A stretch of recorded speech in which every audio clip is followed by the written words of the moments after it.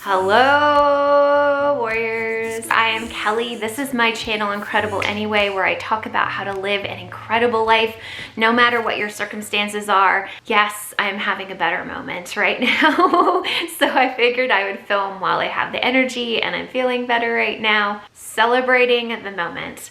That is my philosophy right now, is being present in the now. I can talk about that in a different video. But anyway, I wanted to give you updates on my health in here in this video. Let's start off with my Meniere's disease, which if you're new, Meniere's is a disease of the inner ear. And I have my right ear. Right ear is affected. And the last video, I gave a little bit of an update. But basically in October, I had a procedure with gentamicin. The procedure is supposed to help with the vertigo that I have related to the Meniere's disease. In the most recent video that I shared, it talks about the fact that gentamicin initially causes even worse vertigo. So part of the treatment is that the vertigo gets worse, and the vertigo got worse for about 7 weeks for me after the gentamicin treatment. So I was bedbound and unable to function 7 weeks after the treatment. So if you're interested in why does gentamicin do that, you can watch that video that I created. But yay, now I don't have vertigo related to Meniere's. I have been having pretty much daily, almost daily migraines. Unfortunately, they have been bad. And occasionally I will get vestibular migraine, which is a migraine that has vertigo as a symptom. That's not very often, but I have had it, so yeah. I also have psoriatic arthritis, which has been affecting me. My psoriasis has been flaring. The arthritis has been hurting me. I'm not going to talk about that in depth right now because there's more to say and there's no time to say it, so I'll say it in another video. My mental health in general has been a challenge. As you guys may remember, in the fall, something happened to me and I ended up with PTSD again. So that has been something I've been working through with my therapist, and actually we are to the point where we've talked through this trauma enough that he's like, you know, you're still having symptoms and I don't think that talk therapy is going to be helpful. My therapist is certified in treating trauma, and so we're going to try a treatment that is trauma directed. And the first one we're going to try, and hopefully it'll be the last one, is EMDR, which is eye movement depersonalization. Depersonalization, is that right? That can't be right. Reprocessing is the R. Desensitization.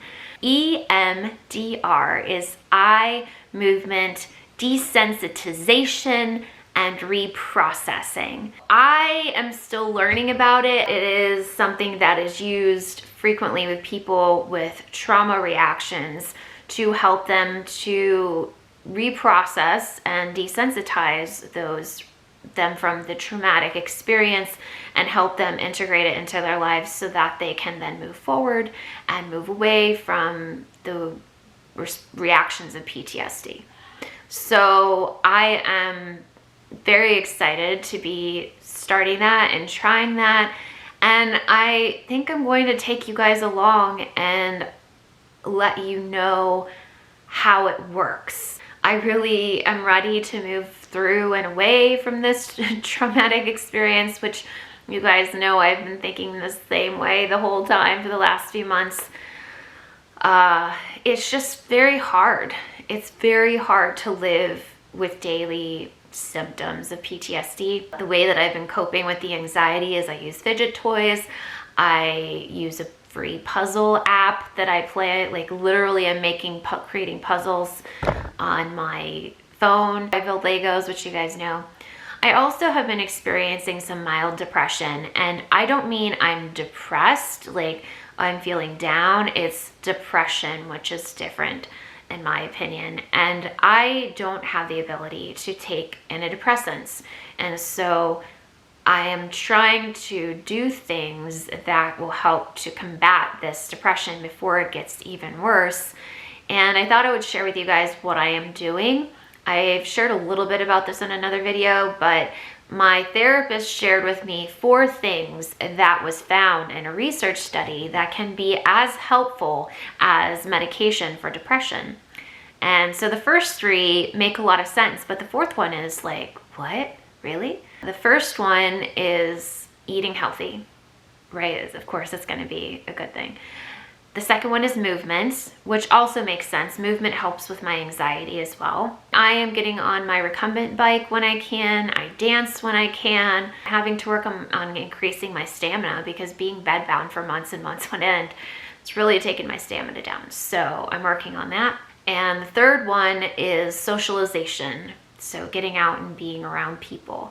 That one is really hard for me. I am lonely from the health issues, but I'm also have a very hard time reaching out and connecting to people, especially on the phone, through text or email. It may seem like that shouldn't be the case, but it is, and it's really hard to explain it to other people that don't understand, but it gives me an enormous amount of anxiety. So if or when you do get a text or a phone call or a message from me, it means that I've really worked really hard to do that text or phone call. And I can't guarantee when the next one will happen. And it's not personal. It has nothing to do with you. It has nothing to do with how I feel about you or our friendship or our connection.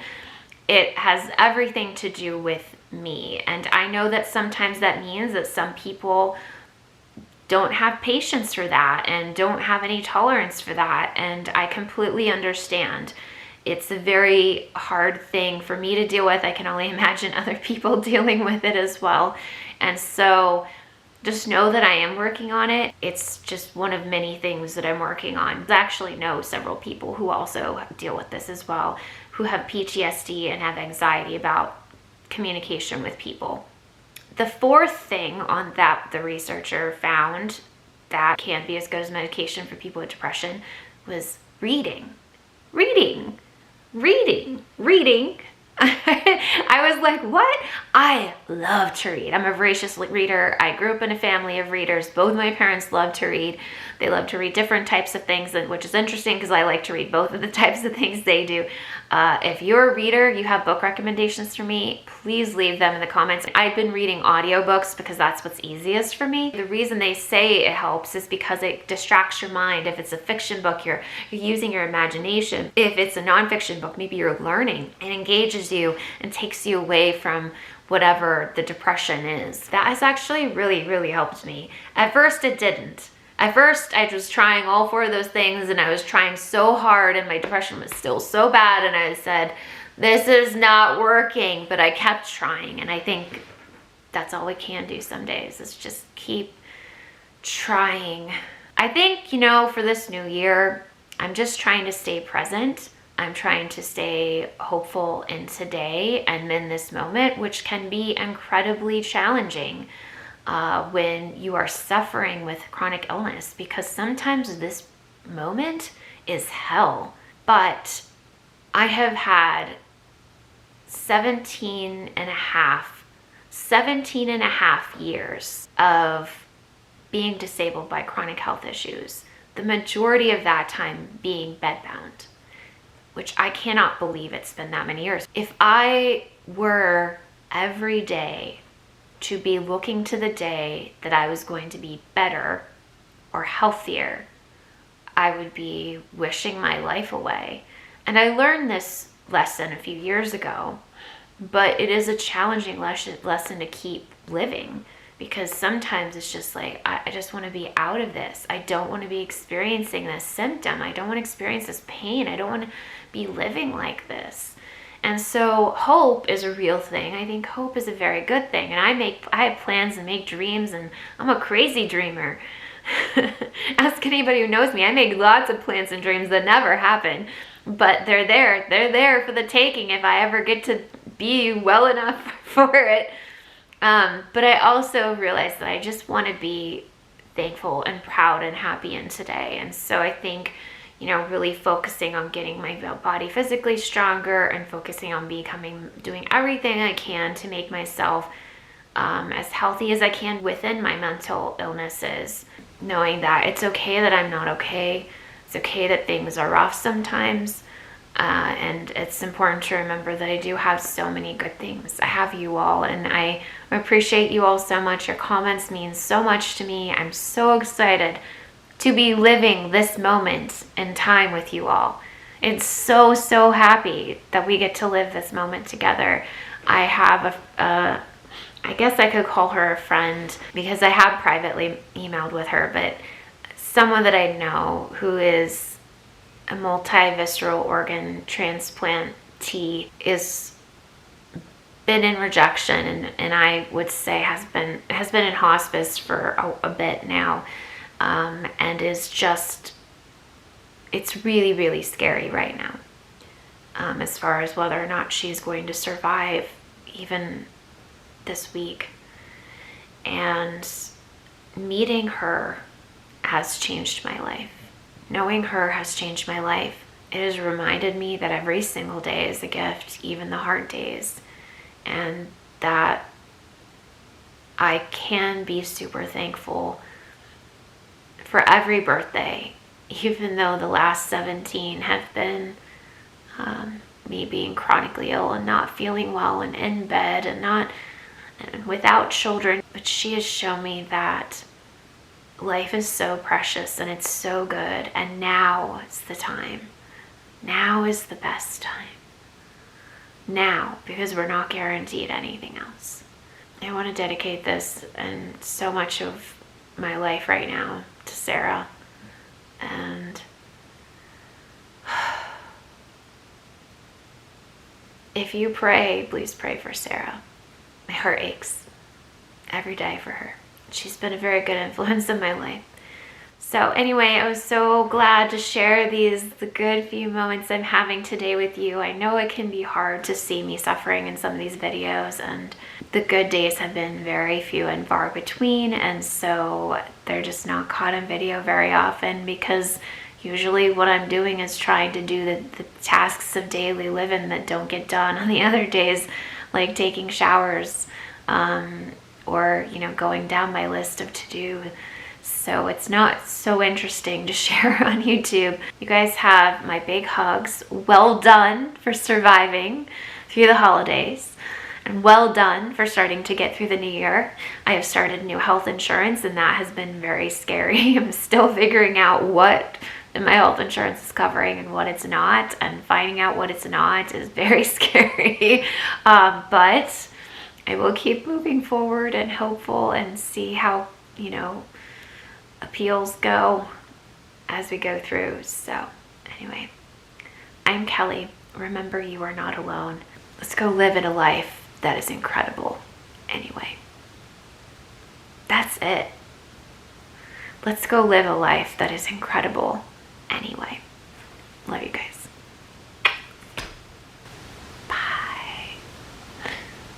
Do you want to know the cutest thing? My dogs are sleeping on the same dog bed. Aren't they so cute? Time to go do the next thing. Let's go. Break. You are not alone in this world. You are not alone. You are not alone in this world. You are not alone.